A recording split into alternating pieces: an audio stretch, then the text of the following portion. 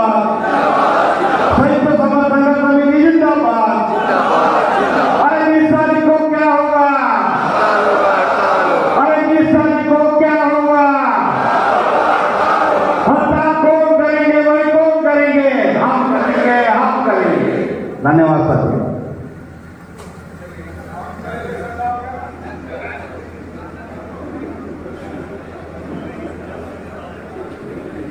Permanent कर्मचारियों की जगह पे ठेका मजदूरी रखते जा रहे हैं। हमारी खदानें जितनी है फायदे वाली वो एमडीओ मोड पे चल रही है।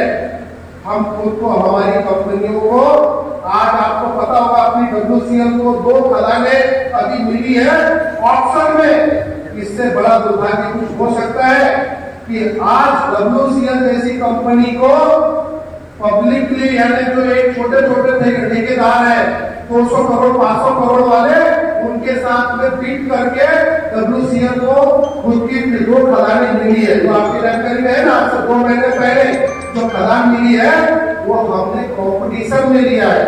अब आपने हमको कंपटीशन में तो खदान दे दिया भाई, जो प्राइवेट खदान ले रहा है उसको पूरी छूट है। उसको ना तो कोई आपका डीजीएस का ऑफिसर जाएगा देख ले, ना लेबर कमिश्नर जाएगा कोई देख ले, ना ही वो वर्कर को पेमेंट हो रही है कि नहीं देखेगा, सेफ्टी का कोई लेना देना है कि नहीं देखेगा, वो 8 घंटे काम करा रहा है कि 24 घंटे काम करा रहा वो कोई नहीं देखेगा। उनको वो कोयला कितना निकाल रहा है, मिट्टी कितनी निकाल रहा है, कोयला कहाँ बेच रहा है, कोई हिसाब करने वाला नहीं रहेगा। दूसरे तरफ हम उनके कंपटीशन में WCL खदान लेगी। हमारे पास में गांव को देखना है, जमीन के बदले नौकरी देना है, हमारे आसपास के गांव को इसमें शौचालय बनाना है, पीने का पानी की व्यवस्था करना है। पूरी जवाबदारी भारत सरकार की कोयला मंत्रालय पे है, वो देना है, बिल्कुल देना है, कोई बुरी बात नहीं है। उसके बाद हमारे वर्कर की सैलरी अच्छी देना है, उनकी व्यवस्थाएं अच्छी करना है। सब कुछ करने के बाद जब हम कोयला निकालेंगे तो कोयले की कास्ट जो है अंडरग्राउंड की, आज आपके चंद्रपुर में कोई खदान ऐसी नहीं होगी जिसकी आज अंडरग्राउंड के कोयले की जो खर्चा हमारे पास है वो 12,000 14,000 से कम आता होगा। हर खदान में 16,000 17,000 18,000 रुपए आ रहा है और हम वो कोयला 16,000 रुपए टन का निकाल के हम पावर सेक्टर को, जो बिजली बनाने वाली कंपनी हो, चाहे वो अदानी जी की हो चाहे टाटा की हो, उसको 2015 के बाद से हम सरकारी भाव में दे रहे हैं। शक्ति नाम की जो योजना मोदी साहब ने लाया 2015 में पहली बार, उससे पहले सरकारी पावर प्लांट को हम लोग सरकारी रेट पे कोयला दे रहे थे। लेकिन 2015 से शक्ति नाम की एक योजना आई जिसमें अदानी अंबानी प्राइवेट जितनी जो आपकी बिजली बनाने वाली आपके बड़ौदा में भी होगी उनको भी हम सरकारी रेट पे कोयला दे रहे हैं। अब सरकारी रेट क्या है? 1700 रुपए टन। अब बताइए आप 17,000 18,000 रुपए का कोयला निकालेंगे और 1700 रुपए टन पे देंगे और उसके बाद में आप हम पे कायदा बताएंगे कैसे चलेगा। आप हमसे बोलेंगे कि घाटा हो रहा है कैसे चलेगा। डिपार्टमेंटल जितनी कमाई से चल रही है हमें बताया जा रहा है घाटा हो रहा है। घाटा नहीं हो रहा है, हमारे साथ धोखा हो रहा है। ये धोखे को हम लोग नहीं समझेंगे तो धीरे धीरे जैसे अभी हम लोग 7 लाख से 2,20,000 में आए हैं, वो दिन दूर नहीं जब हम लोग 25-30 हजार में रहेंगे और पूरा का पूरा प्राइवेट हो जाएगा, कोई माई बाप नहीं रहने वाला। आज हमारे यहाँ पे जितने साथी बैठे हैं, आज हमारे चारों संगठन के नेता यहाँ पर उपस्थित हुए हैं, लेकिन मुझे मालूम है कि जितना यूनिट के अध्यक्ष सचिव है कई संगठन के वही नहीं पहुंचे, क्योंकि उनकी हाजिरी लग रही है ना। उनको फ्री में एरिया के प्रेसिडेंट है, एरिया के जनरल सेक्रेटरी है, एरिया के सेफ्टी बोर्ड मेंबर है, एरिया के वेलफेयर मेंबर है, एरिया PSC है, क्या क्या बने हुए हैं। उनको तो सिर्फ जाना है, नाम बताना है, चेहरा दिखाना है, चले आना है, उनको तो दर्द होना नहीं है। लेकिन आप ये ध्यान रखना, जब ये जनता के संगठन है, चारों यूनियन में आओ, बाकी भी तभी तक आप है, नहीं तो वो दिन दूर नहीं। आपको देश की आजादी के बाद से भी 73 के पहले तक के यही कोयला उद्योग प्राइवेट नहीं था, कोई सरकारी नहीं था। 73 में इसके बाद में जब लाया गया, इसको सरकारी किया गया, तो आपको क्या लग रहा है कोई आसानी से हुआ है? हमारे कई नेताओं ने अपने गई है। कई नेताओं को उन्होंने मार दिया, अंडरग्राउंड में दबा दिया, किसी की लाशों का पता नहीं चला है। अब वो दिन फिर से वापस आने वाले हैं। वो सबको दर्द को समझने की जरूरत है। आज ये जो कानून आ रहा है, इसमें नियम दिया है कि आपको जो ट्रेड यूनियन है उसमें 51% इसकी मेंबरशिप होगी, वही ट्रेड यूनियन बार्गेनिंग एजेंट रहेगा। यानी जो आज आईआर में बैठकर, हम लोग जेपीसीसीआई में बैठकर, स्ट्रेटेजिक कमेटी में बैठकर जो आपका पक्ष रखकर आज इतनी दमदारी से बात कर रहे हैं, 51% मेंबरशिप किसी यूनियन की हो सकती है क्या? ना किसी की 51% मेंबरशिप होगी और ना ही कोई यूनियन बार्गेनिंग रहेगा, करने की पावर रखेगा। अब जिसका 49% मेंबरशिप होगी, वो सब का सब एक काउंसिल जैसे हो जाएगा। बढ़िया सा WCL के CMD DP को कभी इच्छा हो जाएगी, मन में आ जाएगा कि जमा साहब बहुत सीनियर है, हमारे बस्के साहब बहुत सीनियर है, शिव कुमार बहुत बदमाश है, चलो यार इनको बुलाएंगे थोड़ा सा चाय वाय पीने के लिए। एक दिन बढ़िया से बुलाएगा, बढ़िया सा हमको होटल पे बिठाएगा, चाय पानी नाश्ता कराएगा और बोलेगा क्या बात अब ठीक ठाक चल रहा है कि नहीं? हम बोलेंगे साहब समस्या है, अरे यार फालतू बात मत करो, क्योंकि अधिकार ही नहीं रहेगा किसी को। जिसकी 40%, 45% मेंबरशिप रहे, 30% मेंबरशिप रहे, उसको अधिकार ही नहीं रहेगा बात करने का मैनेजमेंट के पास। अगर आपकी यहाँ प्राइवेट कोई कंपनी होगी जिसमें वो लोग अपना प्रतिनिधि चुन के देते हैं, वो आपको पता है ना, मैनेजमेंट मीटिंग होती है, ये आपके 2 प्रतिनिधि रहेंगे, ये 3 प्रतिनिधि रहेंगे, उनकी क्या अहमियत रहती है वो आप लोगों को पता है ना। वही दिन आपके साथ ये सरकार लाने जा रही है। ये 4 कानून में महत्व का सबसे बड़ा काम ये है। अब उसके बाद में यहाँ से भी आप निपटेंगे, क्योंकि कई लोग अभी जान बांटने लगेंगे कि भाई इसमें तो ट्रेड यूनियन का नुकसान होगा, हमारा क्या होगा, यही बोलेंगे ना। तो भाई जब ट्रेड यूनियन ही नहीं रहेगी तो आपकी बात हो सकती है। आज आपकी जो बढ़िया से चमनगिरी चल जा रही है कुछ लोगों की, मैनेजमेंट जो पूछ ले रही है, वो क्यों पूछ रही है? कभी आपने सोचा है कि आप यूनियन आपकी इतनी मजबूत है, इसलिए आपकी इज्जत है, और वो इज्जत से जब वो आपसे डर के आपको प्यार से अलग से बिठाकर बात कर रहा है, उसके पीछे का राज सिर्फ एक ही है कि वो आपको अकेले को पटाकर आपके 100 लोगों का खून चूसता है। तो ये हमको समझने की जरूरत है कि जब वो 100 लोग हमसे दूर हो जाएंगे तो सबसे पहले वही मैनेजमेंट जो आपको बिठाकर चाय पिला रही थी, सबसे पहले आपकी उल्टा टंगाएगी, सबसे पूरे कानून हम पे ही लागू हो जाएंगे। इसलिए नेता कर्मचारी कोई बचने वाला नहीं है। अब यहाँ से आप बचेंगे। दूसरा, ये कानून के तहत आपके पास में आज किसी के पास यूनियन के इसमें कोई प्रॉब्लम हो जाए तो लेबर कमिश्नर के पास चले जाते हैं। आपके पास में डेप्टी CLC है, लाइन उसके बाद RLC है, लाइन से बड़ी बड़ी पोस्टें दे के रखा है कि कम से कम कामगार कहीं तो चला जाता है। यहाँ तक के इंडस्ट्री कोड है, उसके बाद में चला जाता है। लेकिन ये कानून के तहत ये सब खत्म हो जाएगा। जैसे मस्के साहब ने बताया, आपका सेफ्टी केस पे DGS सब है। अब आपके पास में जो मस्के साहब ने बोला था, मैं आपको बता दूं, उसको ठीक की जानकारी लेके रखे। उस पर उन्होंने बोला है एक आपका एडिशनल कलेक्टर रैंक का डिस्ट्रिक्ट में ऑफिसर नियुक्त किया जाएगा, एडिशनल कलेक्टर, जो आपके विवादों का निपटारा करेगा। वो निर्णय नहीं देगा, आपका समझौता करने के लिए काउंसिल के स्तर से आपका कोई भी डिस्प्यूट हुआ उसके लिए आप वहां पे एप्लीकेशन करिएगा।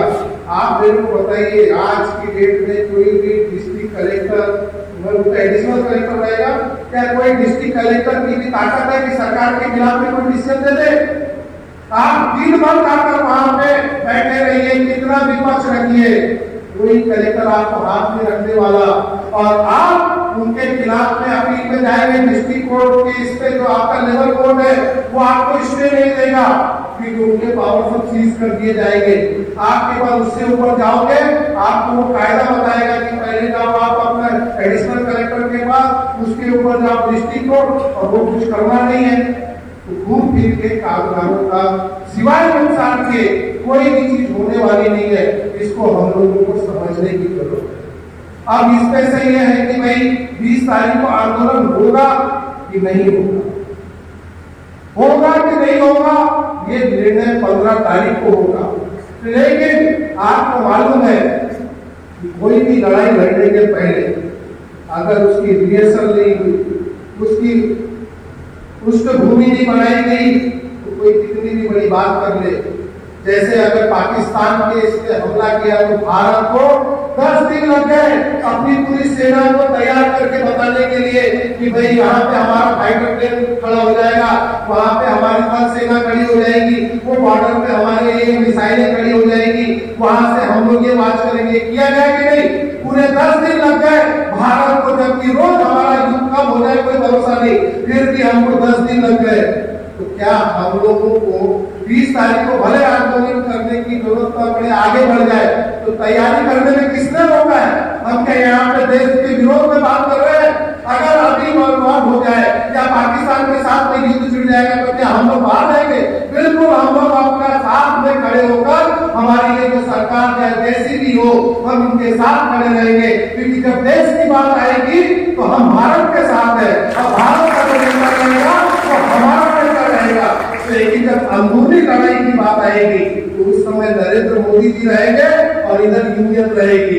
हमारी लड़ाई नरेंद्र मोदी जी से है, ना कि ये सरकार से है, उनकी नीतियों से है, ना कि व्यक्तिगत उनसे है। तो नीतियों का जो उन्होंने गलत निर्णय लिया है, ये उद्योगपतियों के लिए जो उन्होंने लाया है, जो अपने जितनी प्राइवेट कंपनियां हैं उनको कोयला उद्योग को देने का मन बढ़ा लिया, बाकी जो मंत्रालय है उनको बेचने का जो मन बढ़ा लिया, उन्होंने विदेशी ताकतें और जो हमारे देश के उद्योगपति उन्होंने सब तय कर लिया कि पहले ये श्रम कानून है इसको आप खत्म कर दीजिए, उसके बाद में ही हम लोग कुछ कर पाएंगे। क्योंकि जहाँ पे आती है बात कर्मचारियों के हक की, उसको कोई देना नहीं चाहता है। आप सबको मालूम है कि हमने हाई पावर कमेटी, हमारी यूनियन के बड़े नेताओं ने साइन किया, उसमें यशवी देवाजी जी थे, हमारे भी नेता थे, सब थे।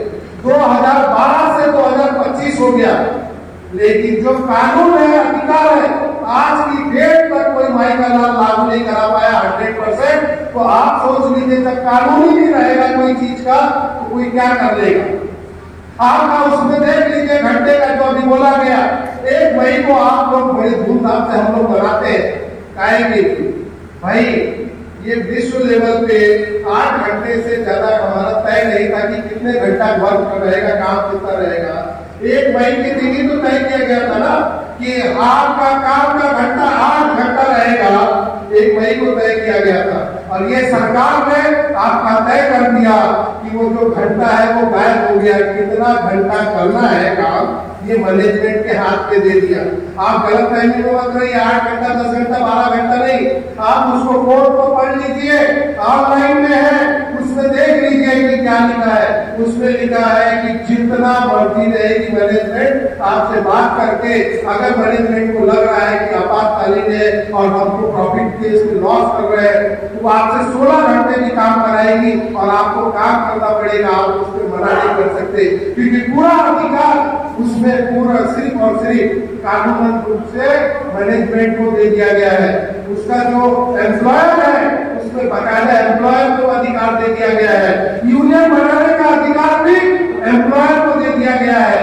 आप मुझे बताइए, अगर कोई भी कंपनी रहेगी जिसमें ये तय हो जाए कि भाई सीएमडी को अगर तय करना है कि भाई यूनियन का किस यूनियन के कितने प्रतिनिधि रहेंगे मुझे बनाना है, तो सीएमडी साहब तो उसी को बनाएंगे जो उनकी मर्जी का रहेगा। दूसरे को कैसे बना सकते हैं, वो नियुक्ति कैसे कर सकते हैं? तो ये एक चीज बारीक चीजें हैं, इनको हम लोगों को समझने की जरूरत है। मैं इसमें लगातार आपने से बोले कि मैं 1-1.5 घंटे बता सकता हूँ, लेकिन मुझे लग रहा है कि वही सब बोलता रहूंगा तो जवाब साहब के इसको छूट जाएगा, क्योंकि सीनियर नेता है, अनुभवी के इसके से इनका भी जरूरत सुनने के लिए। मैं आप लोगों के बीच में सिर्फ ये कहने आया हूँ कि भाई आज HMS की जवाबदारी सबसे ज्यादा है, क्योंकि जो बड़ा होता है जवाबदारी उसकी होती है। जब इंटर पड़ी थी तो जवा साहब आगे लीड लेकर हर चीज कर रहे थे, आज भी वो लीड आज लिए हैं, लेकिन उनके साथ कंधे से कंधा मिलाकर हम तीनों संगठनों की जवाबदारी है कि हमारे सीनियर नेता के साथ में हमारे जितने भी कर्मचारी है उनके साथ में हम लोगों को एकत्र होकर यह आंदोलन को सफल बनाने की जरूरत है। क्योंकि आंदोलन हमने जो बोला कि भाई ये किसी व्यक्ति विशेष या संगठन का नहीं, ये देश हित के इस पे इसे, लेकिन जब कामगार नहीं रहेगा, हम रोजगार में ही नहीं रहेंगे, देश की बातें ही करते रह जाएंगे। ये कैसा इंसाफ है भाई? ऐसा है कि किसी भी बात में अगर हमारा रोजगार नहीं, किसान को हक नहीं, कामगार को हक नहीं, फिर सरकार कैसे बोलेगी कि ये हमारी है? वो कितनी भी बातें करे, कितनी भी अच्छा बोले, लेकिन आप उनसे पूछ लीजिए कि वो क्यों नहीं देना चाहते हैं, क्यों हमारे खिलाफ में रह रही है, वो जवाब क्यों नहीं देते? 4 करोड़ की अच्छाइयां बता दे, वो 4 करोड़ जो ला रहे हैं उसकी अच्छाइयां क्यों नहीं बताते? वो जो उनके श्रम मंत्री है, वो भारत सरकार के, हम लोग के भी तो श्रम मंत्री है, उनकी जवाबदारी है ना कि भाई उनको खुले आम मंच पे आकर हमारे दसों संगठन के नेताओं के साथ में और बाकी जो उनकी बीएमएस सरकार वाली यूनियन है उनको भी 11 संगठनों के नेताओं को बिठाए और पब्लिकली, जैसे हम लोग बैठे हैं ना, बहुत सारे चैनल वाले हैं बिल्कुल लगाए रहते हैं, माइक उछाल देते हैं, माइक उसके जो आप नहीं बोल रहे वो भी बता देते हैं, किसकी बात किस पे जोड़ देते हैं। वो लोग है ना, खुले मंच पे आ जाए और खुले मंच पर हमारे बढ़िया से बहस हो और उस बहस में हमारे 10 संगठन के नेता अपना पक्ष रखे कि भाई आपकी इसमें क्या कमी है और सरकार बता दे कि इसमें यह अच्छाई है। अगर वो साबित कर देगी कि कामगार के हित में है, यूनियनों के हित में है, देश के हित में है, तो आंदोलन में हम लोग कैसे जाएंगे? खुलेआम मंच पर आ जाए और लोगों के बीच में बता दे। और अगर हम उस समय धोखा करते हैं, हम गलत गुमराह करते हैं, तो कामगार हमारे साथ थोड़ा रहेगा आपके साथ, लेकिन आपकी ताकत नहीं है। आप अकेले में पोस्टर छपवा देंगे, आप अकेले में मीडिया के इसमें जो 300-400 लोगों को आपने रखा है उसके द्वारा सबको बताएंगे कि बहुत हित में है, हिंदू मुस्लिम के नाम पे आप बता देंगे। देश के हित में सिर्फ हिंदू मुस्लिम की बात है, बाकी कुछ नहीं है। हमारी जब बात आएगी तो सब खत्म हो जाएगा। अभी इसमें भी कई लोग बैठे होंगे, उनको गलत फहमी हो रही होगी कि यार ये सब कुछ तो हो रहा है, लेकिन मोदी इतना अच्छा कर रहे हैं, लोग मोदी जी के खिलाफ करते हैं, ये गलत बात है। कोई भाई बिल्कुल चिंता करने की जरूरत नहीं, हम कोई मोदी साहब के खिलाफ में नहीं है, उनकी जो सोच है उनके खिलाफ है, और सोच को बदलने के लिए तरीका एक ही रहता है। आपको मालूम है, बच्चा जब तक रोएगा नहीं, माँ दूध नहीं पिलाती है।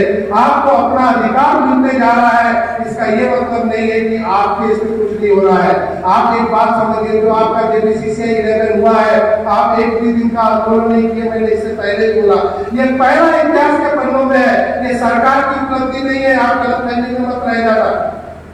सरकार कभी जिंदगी में नहीं चाहेगी आपका पूरा का पूरा हिंदुस्तान के नक्शे को निकाल दीजिए और कोई भाई करा अपने आप को बहुत बड़ा ज्ञानी बनता है, जरा बीएमएस वालों को उठा दीजिए कि अगर आपकी सरकार इतनी चाहती है तो कोयला मजदूर को तो आपने दे दिया, बाकी कोई भी एक डिपार्टमेंट बता दीजिए, एक भी कंपनी बता दीजिए, एक भी POC बता दीजिए जिसमें आपने इतना सुंदर एग्रीमेंट होने दिया है, तो बता दीजिए। कहीं पर भी नहीं होने दिया, सबको बर्बाद कर दिया और सिर्फ अच्छा हो पाया है तो कोयला में हुआ है। और कोयला में होने का कारण एक है कि पूरे भारत को मालूम था कि कोयला मजदूर अगर विरोध में आया तो पूरा का पूरा भारत ठप हो जाएगा। तो भारत को रुकना नहीं है, चलने देना है। इसलिए हमारी हर बात को सुनी गई, जितना हो सका उतना मानना पड़ा। नहीं तो आप जितना भी भेल हो, NTPC हो, आपका रेलवे हो, आपका क्या बोलते हैं बाकी इसमें डिपार्टमेंट का ऑयल हो, कई सब जितने भी है सब जगह का देख लीजिए। कहीं पर भी अगर तो 19% MGB जो मिला है, आप मुझे कोई भी सरकारी संपत्ति का जहां पर है एक भी जगह इतना अच्छा MGB का कहीं का समझौता है, वो कोई भी आगे बता दे कि हाँ भैया वहां पर हुआ है, जरा बता दे। इसको जरा समझने की जरूरत है कि नहीं? जब आपने ये जो बिना आंदोलन के सब कुछ ले लिया, अब तो हमारी जिंदगी की बात है, हमारे भविष्य की बात है, हमारे बाल बच्चों के भविष्य की बात है, हमारे परिवार की बात है। आज सुरक्षा के नाम पे हम लोग क्या कर रहे हैं सबको पता है। 940 का हम लोग वैसे घड़ियालियां सुधार रहे हैं, जिसका कोई जवाब नहीं है, बिना कारण हम लोग को भिड़े हुए हैं। इसलिए हमारे कामगारों को जब तक हमारे नेताओं को टाइट आफ्टर को दे नहीं, कोई भी आंदोलन सक्सेस नहीं होगा। और आंदोलन जब तक के सक्सेस नहीं होगा, आपकी कोई बातें कोई सुनने वाला नहीं रहेगा। जब तक आप अपने नेता को मजबूत नहीं रखेंगे, कोई भी बात आपकी मानने वाला इस दुनिया में नहीं है। आपका नेता जब तक मजबूत है, जब तक आप साथ में हैं, जिस आप साथ में नहीं, उस दिन कोई नेता नहीं, कोई कुछ नहीं। हम जो भी ताकत है सब आपके भरोसे है। तो आपकी ताकत हमारी ताकत, हमारी ताकत आपकी ताकत, ये जब हम लोग सोच लेंगे तभी जाकर हम आगे काम कर सकेंगे। अभी इस पे से अगर किसी को बोल दिया जाए कि अभी मैं तो इसमें कोई राजनीति या ट्रेड यूनियन की बात नहीं है, मेरे भी कई मैं देख रहा हूँ एक दो एरिया के लोग यहाँ पहुंचे नहीं, उनको बहुत सारी गलतफहमियां हैं, जो लोग नहीं पहुंचे मेरे एक एक घर पे दिखाया गई है कि मैं कौन हमारा नेता को गरज नहीं है, मैं उनका ध्यान रख रहा हूँ, मैं बाकी संगठन के इसको तो नहीं बोलता हूँ। लेकिन अगर किसी नेता को जो एचएमएस का साथी पदाधिकारी अगर सेंट्रल के प्रेसिडेंट, जनरल सेक्रेटरी और पूरे लोगों के आवाज में भी अगर वो आना नहीं चाहता है तो कहते वो अपना रिसाइन तुरंत कर दे।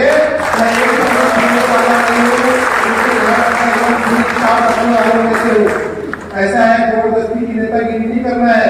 आपके दिल में अगर कामगार के प्रति हमदर्दी नहीं है तो आप वहां पे फोकट की घूम के हाजिरी देने के लिए एचएमएस की पोस्ट लेकर मत बैठिए।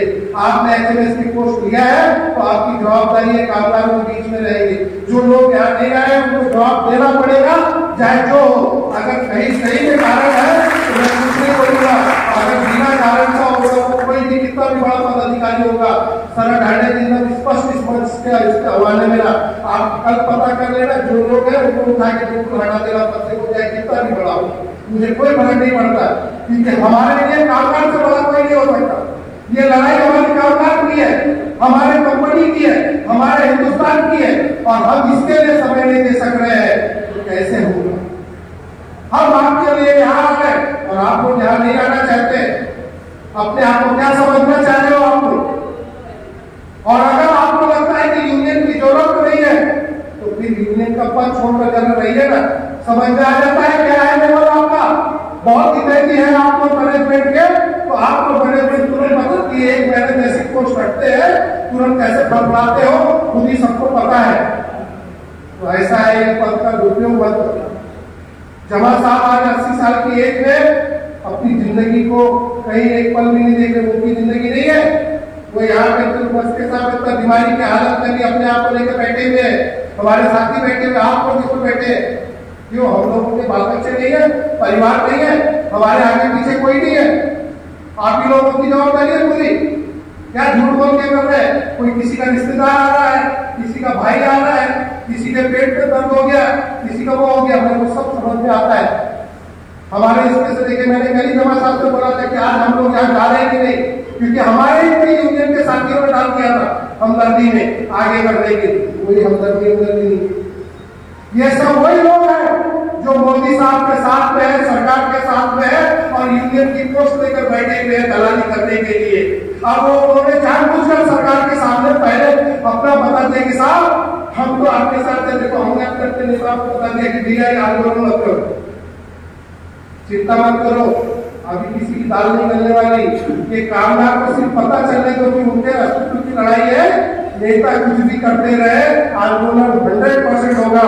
हम अपने सभी साथियों से आग्रह करता हूँ कि बातों को बहुत है, ये हमारे भविष्य की चिंता करते हुए आप यहाँ कम्युनिस्ट के बहुत सारे मामले हैं, अभी तो साथियों ने बोला मैं लोकल या सेंट्रल लेवल पे बहुत सारी बातें कर सकता हूँ, आपको मालूम नहीं है, कहीं चिंता करने की नहीं है, लेकिन जब तक आपका साथ नहीं रहेगा कोई कुछ नहीं कर सकता। हम कोई छोटे मुद्दे पे बहस करेंगे तो कोई कुछ नहीं कर सकता। ऊपर वाले ने हमको बीच बीच में ऐसा मौका दिलवाता है कि हमको अपनी एकता को साबित करने की जरूरत पड़ती है, और ये अभी समय है अपनी एकता को साबित करके ये सरकार को ये चेताने की कि भाई हमारे तरफ अगर आपकी गलत निगाह रहेगी तो आपका ईंट से ईंट बजा देने की शक्ति हमारे कोयला मजदूरों की है, और कोयला मजदूर जो चाहेगा वो करके दिखा देता है। हमने आपसे सम्मान मांगा था, वो आज तक आपने हमें सम्मान नहीं दे सके, लेकिन वो सब लड़ाई में अलग करते हैं। हम सब अपने यहाँ के जितने चारों संगठन के पदाधिकारी बैठे हैं और जो नहीं है उनको भी कृपया इसके माध्यम से आप जरूर उनको बताएं, और 15 तारीख के बाद जो भी हमारा निर्णय होगा हमारे सेंट्रल कमेटी के सेंट्रल लीडर के द्वारा उसको हमको मान्य करना है। अगर आगे बढ़ी बात तो 20 तारीख के बाद आगे करेंगे आंदोलन, और अगर नहीं बढ़ी तो 20 तारीख को आंदोलन करेंगे। लेकिन वो आंदोलन में इंटर कहाँ है, आईटक कहाँ है, सीटू कहाँ है, ये पूछने के बदले मैं कहाँ हूँ वो बताने की जरूरत है। और जो अपने आप को ये बताएगा कि मैं यहाँ पर आंदोलन में हूँ वही वही कामगार का नेता है, वही कामगार है। और जो अपने घर पे ज्ञान बांटेगा कि मेरे को पूछा नहीं गया, मेरे को बताया नहीं गया, तो मैं तो करूंगा नहीं, तो मैं नेता से नाराज हूँ। तो जिसको जिसको नेताओं की नाराजगी है, मैं बिल्कुल वही को बोलूंगा कि चिंता मत करिए, आप सबका चेहरा इस बार दिखने वाला है। और अपने सेंट्रल लीडरों से भी मैं गुजारिश करूंगा कि सत्ता आती जाती है, सरकारें बनती है बिगड़ती है, हमारी मेंबरशिप कम ज्यादा होते रहेगी, लेकिन अपने सम्मान को बेचकर हमको नेतागिरी नहीं करना है। ट्रेड यूनियन कामगार को बेचकर हमको नेतागिरी नहीं करना है। लेकिन जो नेता हमारे साथ नहीं, उसको हमको अपने साथ रखने की जरूरत नहीं है। इसी के साथ में अपने शब्दों को विराम देता हूँ। धन्यवाद।